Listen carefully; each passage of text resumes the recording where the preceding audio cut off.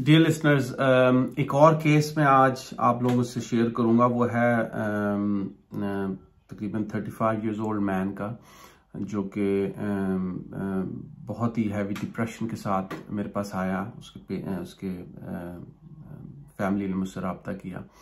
उन्होंने बताया कि ये मैरिड नहीं है और बहुत ज़्यादा डिप्रेशन का शिकार है, डार्कनेस है इसकी थॉट्स में, और वो ये समझता है कि nothing is in his favour, कोई भी चीज़ उसके हक में नहीं है, nobody is in his favour. मुसलसल सुसाइड की थॉट्स आती हैं और 3 दफ़ा सुसाइड की कोशिश कर चुका है, और अभी भी हमें हर वक्त फैमिली को एक बंदा उसके निगरानी पे रहता है कि वो दोबारा कोशिश ना करे और सुसाइड की। और इस वजह से जो मेडिकल जो है उन्होंने भी सख्ती से इस बात को कहा है कि इसकी ज़रूर निगरानी करें। वो समझता है कि उसकी लाइफ जो है वो वेस्ट हो गई है। वो अमूमन किसी से बात नहीं करता अपनी फीलिंग्स के बारे में, और इसी तरह वो हर एक को ब्लेम करता है अपनी लाइफ से लेके। इस तरह वो अक्सर ये बात करता है कि मेरी लाइफ ख़त्म हो गई है, इस वजह से वो गिव अप कर चुका है लाइफ को। अमूमन वो किसी से बात नहीं करता। जब मेरी उस पेशेंट से बात हुई तो उसने मुझे बताया कि उसको बहुत ज़्यादा डिप्रेशन है, रॉक बॉटम पे है वो डिप्रेशन के। बहुत ज़्यादा उसको सुसाइड के ख्यालात आते हैं, स्ट्रेस है बहुत ज़्यादा, हर चीज़ का वो स्ट्रेस लेता है। मेरे पेरेंट्स ओल्ड हैं, मेरी जो मदर की हिस्ट्री है वो कैंसर की हिस्ट्री है, इसी तरह पर्सनल प्रॉब्लम है, फैमिली इश्यूज हैं, हर चीज़ मुझे प्रॉब्लम करती है, बहुत ज़्यादा गुस्सा आता है। इस तरह मैं बहुत पैशनेट पर्सन था लेकिन अब नहीं हूँ, और इसी तरह लाइफ ने मेरे साथ अनफेयर किया है। आई फील कि लाइफ इज़ अनफेयर, और मैं बेसिकली लाइफ का पर्पस खो चुका हूँ। इसका कोई पर्पस नहीं है लाइफ का, और इस वजह से मेरा लाइफ को गुजारने का दिल नहीं करता। Because there is no purpose, there is no one जिससे मैं बात कर सकूँ, जिससे मैं कह सकूँ कुछ। पर्पस ही नहीं है। मैंने उससे पूछा कि क्या आपने लॉस कर दिया, क्या पर्पस लॉस कर दिया। उसने कहा कि आई नेवर गेट कंट्रोल्ड, मैं कंट्रोल करना चाहता हूँ चीज़ों को, everything is out of control, I want control. मैंने कहा क्या कंट्रोल करना चाहते हो। उसने कहा कि देखें हम I am a slave of a God, I am a slave of a money, slave of life. मैं इन सब का स्लेव हूँ, लेकिन मैं फॉलोअर हूँ, लेकिन मेरा अब इन सब चीज़ों पे कंट्रोल नहीं है, बल्कि ये सब चीज़ें मुझे कंट्रोल करती हैं।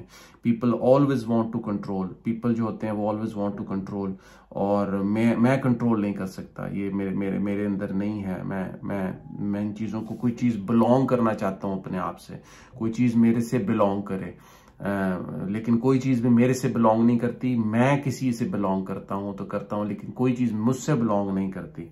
और मेरी ये लोनलीनेस मेरा बिग फैक्टर है इन सब चीज़ों में। और इसी तरह मैं ज़िंदगी में जितने भी काम किए हैं वो सब अलोन किए हैं। Always do my own things alone. My childhood friends is no longer, मेरे कोई फ्रेंड्स नहीं हैं, जो चाइल्डहुड के फ्रेंड थे वो नहीं हैं। इस तरह कोई फैमिली में भी प्रोग्रेसिवनेस नहीं है, कोई मेरी शादी नहीं हुई जिसकी वजह से मुझे नहीं लगता कि मेरी ज़िंदगी में एक ठहराव है, एक स्टैटिक कंडीशन है जिसमें कोई कनेक्शन नहीं है, कोई ग्रोथ नहीं है।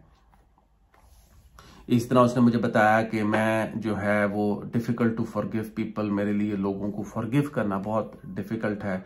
आई कैन नॉट फॉरगिव, मेरे लिए ये बहुत मुश्किल होता है। इस तरह मैं एक रिलीजियस पर्सन हूँ। I stop talking with people, मुझे अब लोगों से बात करना बिल्कुल अच्छा नहीं लगता।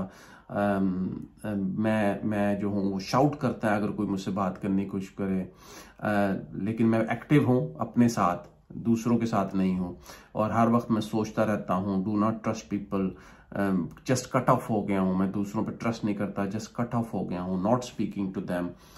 उसने कहा कि मुझे स्लीपिंग इश्यूज हैं, ड्रीम्स जो उसको आते हैं वो आते हैं डार्क प्लेसेस के, मैं डार्क प्लेसेस में हूँ, लॉस्ट हो गया हूँ कहीं, और मुझे कोई होप नहीं होती कि मैं इन जगहों से बाहर आ सकूँगा। मैंने उससे पूछा कि प्रोग्रेस से आपकी क्या मतलब है, तो उसने बताया कि प्रोग्रेस से मतलब है कि नॉर्मल लाइफ, हैप्पी लाइफ हो, फैमिली जो इश्यूज होते हैं वो हों, मनी के प्रॉब्लम्स ना हो, उसकी केयर ना हो मनी की। और इस तरह उसने बताया कि you are in the middle of the two cultures, I don't know how to fit together, religion is old and we are in 21st century. तो मेरे लिए ये बहुत डिफ़िकल्ट होता है इस चीज़ को समझना, मैं लॉस्ट हो जाता हूँ इन थॉट्स में कि मैं रिलीजन को फॉलो करूं या आजकल की एज 21st सेंचुरी को फॉलो करूं। ये वो केस था जो कि आया, वेरी डिप्रेसिव केस था, और इसमें बहुत सारी ऐसी चीज़ें हैं जो हमें नज़र आती हैं, बहुत सारी ऐसी रेमेडीज़ हैं जो दिमाग में पॉप अप हो रही होती हैं, लेकिन जो रेमेडी मैंने इसको दी वो थी hydrogen. It's a very interesting remedy, और मैं आपसे आज इस रेमेडी के बारे में बात करूंगा और इसकी करैक्टरिस्टिक्स इसके बारे में बताऊंगा। जो हाइड्रोजन है, ये इसको जेमी शेर ने जो है इसको प्रूव किया, और वेरी इंटरेस्टिंग रेमेडी है, और बहुत कम मैथमेटिका इसके बारे में मिलता है।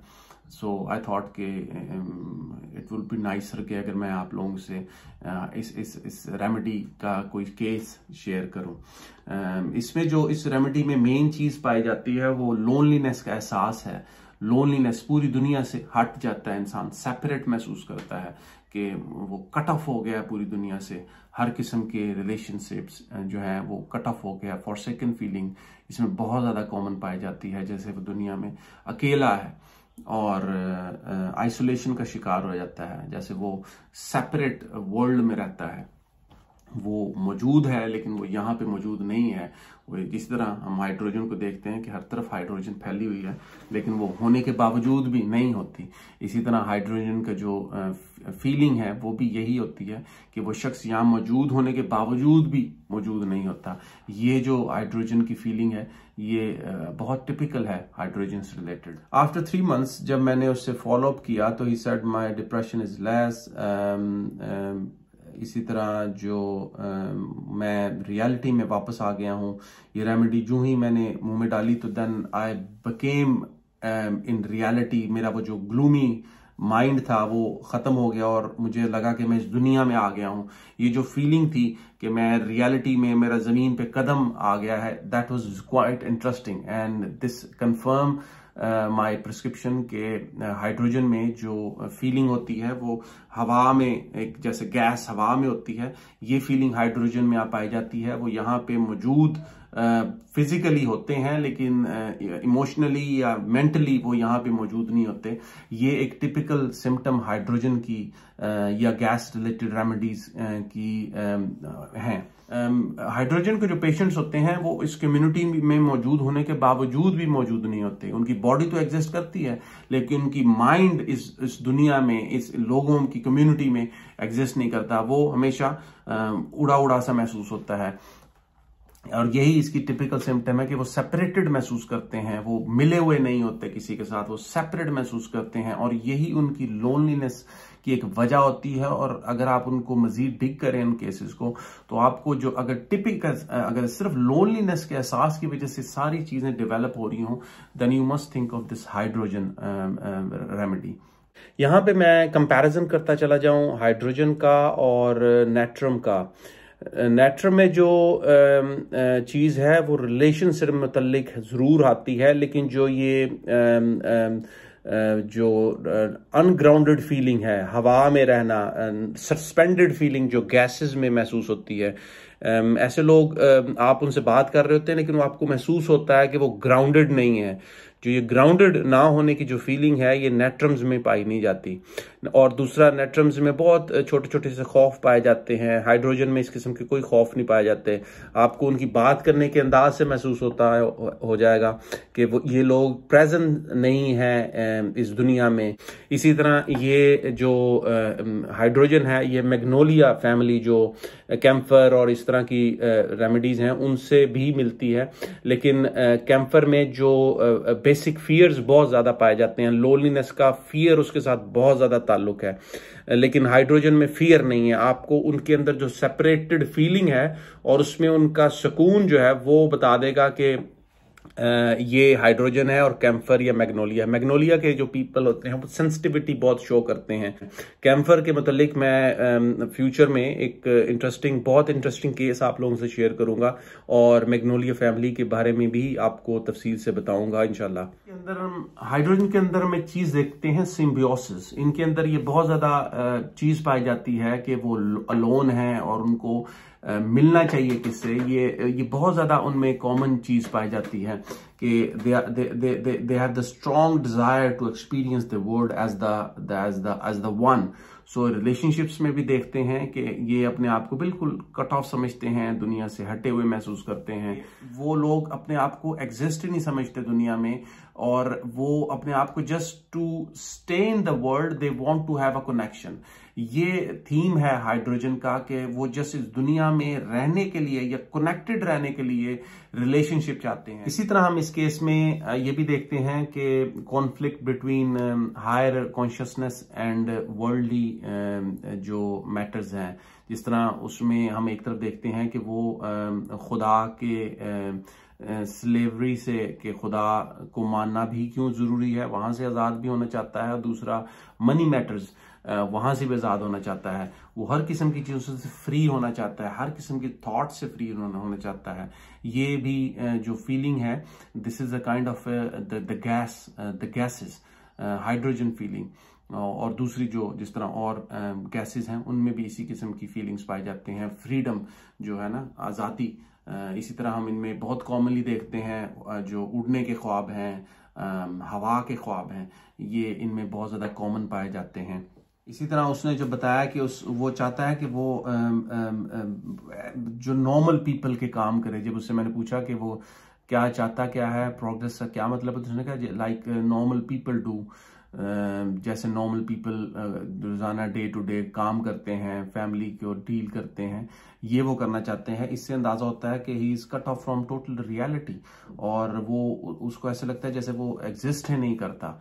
That is the main feeling what I got from his interview. जी तो लिसनर्स, ये थी आज की वीडियो। उम्मीद है कि आपको ये केस इंटरेस्टिंग लगा होगा।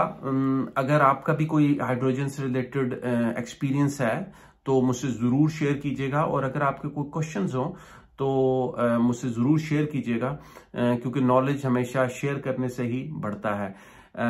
सी you next time with any other interesting case. Bye.